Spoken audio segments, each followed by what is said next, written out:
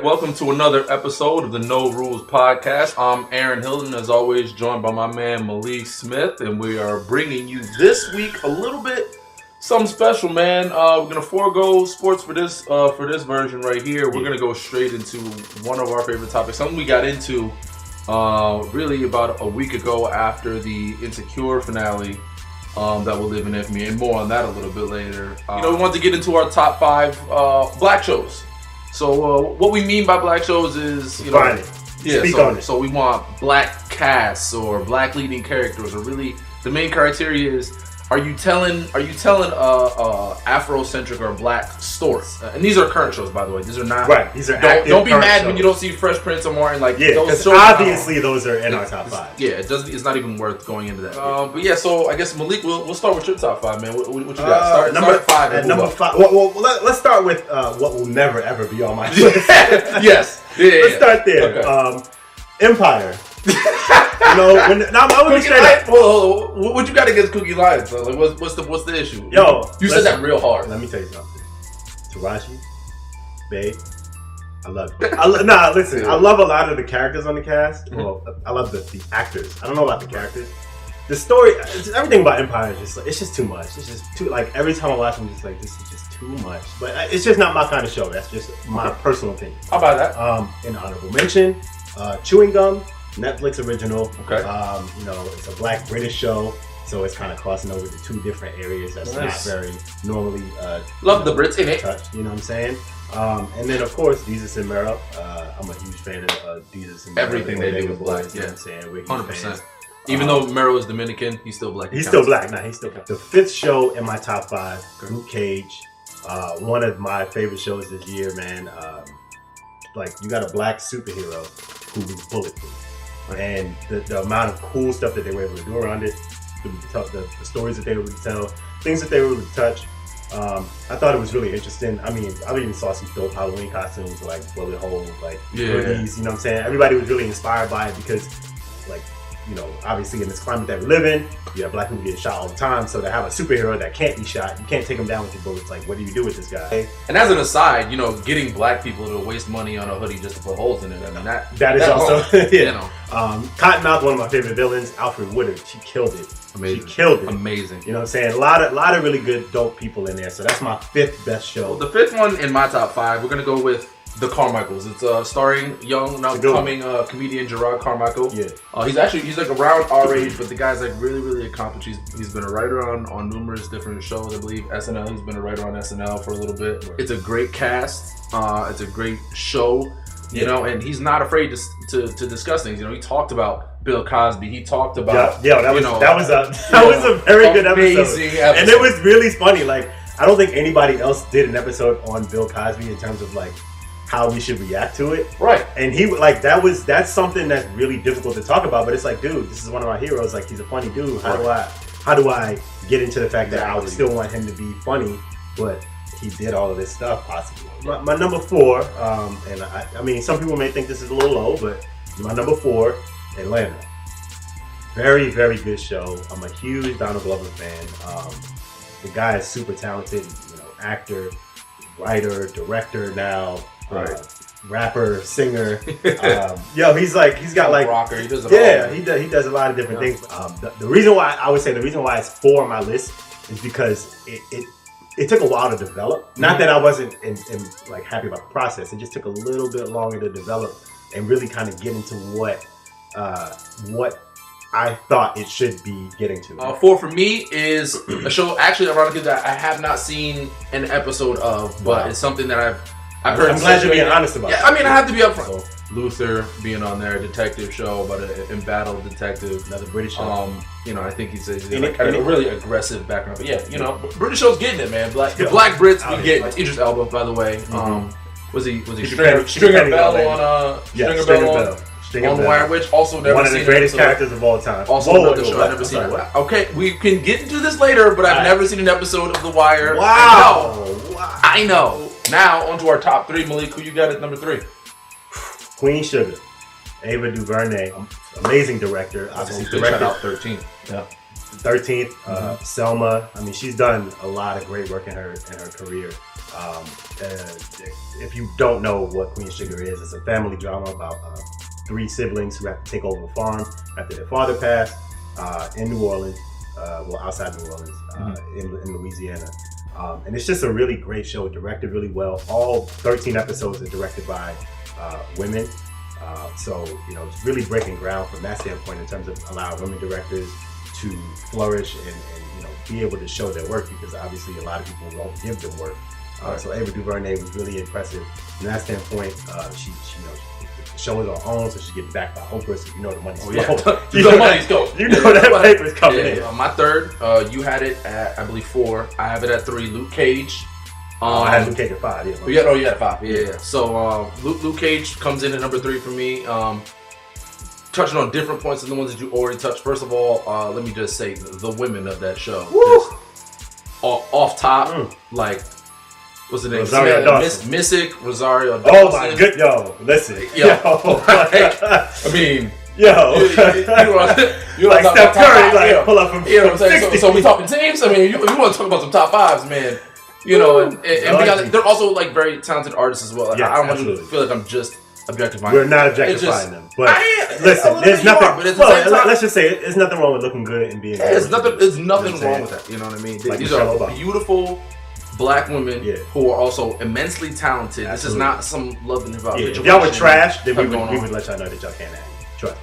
Yeah, I mean, your show. Maybe you wouldn't, because you kind of got quiet, but I would. In a major way, these Black women like really buoyed the show. Like you said, Rosario Dawson, who's also Afro-Latina, you know what I'm saying? Simone Missick, who's getting her first real big introduction into the world of action. She killed it. She was awesome. Great. As Detective Misty Stone in that.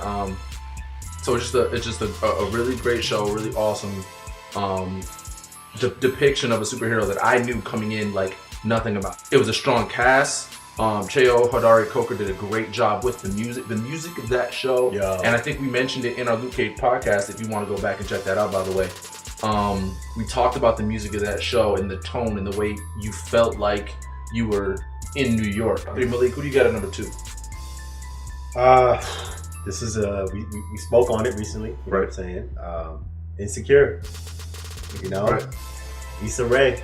Shout out to Awkward Black Girl. She did Insecure. If you don't know, it's a show about a character, Issa Rae, who went to Georgetown. She's living back in LA, where she's from. It's about her, her boyfriend, Lawrence, and her best friend, and just all of the stuff that goes on with being Black and millennial and all of that. The first scene opens up, and she's talking to the kids. She's saying like, hey, I work for this program called We Got Y'all, and we want to empower kids and this and that. And the kids, of course, are mad rowdy, so they're like, oh, are you single? She's like, no, I'm not single. There's like, oh, my daddy said that, ain't nobody checking for bitter Black women. She's like, oh, well, Black women aren't bitter. Tell your daddy that Black women aren't bitter. We're just tired of being expected to settle for less. And then one of the kids goes, yo, outfit settle for less. Which is hilarious. So you just kind of know, off jump, that the show is just going to be crazy. The characters are very relatable. They're very realistic. They're very 2016. You're not watching characters from 1990 or 1960. The roles that they're in are not old. These are people who are living in the now. And I think that's a great thing for TV, man. Really pushing the thing forward. Obviously, with Issa Rae being a female director as well, pushing the envelope forward. Black female director, it's just a really dope thing that she's doing. All right, so my number 2, one of my favorite shows, one of my favorite, young urban type of directors. He brought The Great Gatsby to life for me. This Baz Luhrmann and his show To Get Down, a 6-episode miniseries that he had released on Netflix, about a young kid in the Bronx. Very Bronx is burning type of situation going on. You got the graffiti, you've got the crack and all that stuff, the epidemic going through the inner cities and the neighborhoods and the drug dealings and things like that. But it's very much centered around hip hop and being an MC and being a DJ. And it's just a great show that's just about New York and about the hip hop scene, not about the rap scene, about hip hop. It's dope. It's just a dope show. Highly encourage it. When you watch it, I apologize in advance because 6 episodes just isn't enough. It's an amazing show. I mean, that's only part 1 though. They're coming out with a part 2, but it's not until 2017, so this is irrelevant for me right now. I gotta wait, and I'm already angry about it. But it's just an awesome show. Oh, Malik, what do you got in your top spot? Well, you stole, but it's a perfect transition because my number one show was The Get Down. Yeah. Probably one of the most enjoyable experiences I had watching the show, where you're just so caught up in it. And granted, it does start off a little bit slow because you know it's a show about hip hop. Right. But it starts off, and it's perfect that it does this. It starts off with mostly disco as the backdrop. Right. If you didn't know, then you will know watching the show that the disco era leads into the hip hop era. And shout out to the producers, the creators. I mean, so you talk about Baz Luhrmann. Shout out to them for really digging into the culture, because that's the biggest part of the show, and that's the reason why you fall in love with it. Me being a New Yorker, falling in love with the show because I mean, I've always been a fan of history, and I've always been a fan of New York's history, and I think they did a really good job of capturing that Grandmaster Flash as one of the but they had him as a consultant on the show, you know, telling them about how things were. You know, they had DJ Kool Herc, I believe, too, as a consultant on the show. So like, they really did their homework. They didn't want to just put out a show that was just like, oh yeah, like we just got to make a show for black people, hip hop show. You know what I mean? Like, it's actually very, very well rooted in hip hop, and a lot of the things that they do are things that actually happen in the show. You know, with the parties, and you know, just it's just a really dope show. Like, I had a really enjoyable experience watching it, and it's not, like I said, it's not like today's hip hop. Obviously, it's the beginning of it. It's showing you how you get to that point, and it's a really dope journey, man. So I have Atlanta at number one, and simply because, like, I feel like Donald Glover, he gets it, you know. And watching that show, like the intricacies and the way to do it, like Baz Luhrmann had Netflix to go with, so automatically you don't have restrictions like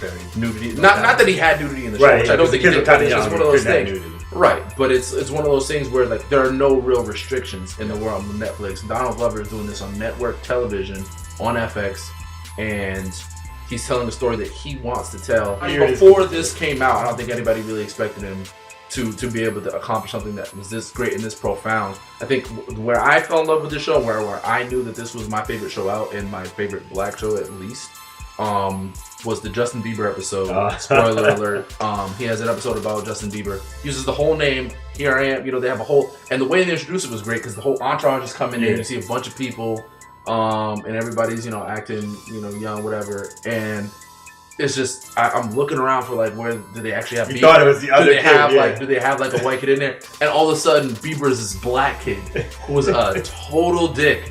And it's it's just the funniest thing, because you can't get over for the whole episode. It's like, yo, they really made Justin Bieber a black dude. It was just like, it was one of the most genius, hilarious things. Chasing the club promoter through the club, and he disappears. Yo, dog, dude, that was the best episode. That might have been the top 3 episodes on television this year. Dog. Yeah, not like when he hit the button on that wall, like, dog, through the back, like, it was. He's like, oh, you want your money? Oh yeah, you follow me, and he's clearly trying to get away from him. It was just everything about the show. I absolutely love it. I love Donald Glover in that show. The main character, Paperboy, dude. great actor. Yeah, dude. He's a thespian. He's a smart. I think HBCU Love too. You know what I'm saying, my man? HBCU Love. All of these shows that we listed today, in each of our top 5s, absolutely highly recommended. Yep. Just great television shows. So I think that'll do it for this week's episode. Top five. All right, man. Thank y'all for holding it down with us, and we'll be back with more content for you later on in the week. Peace.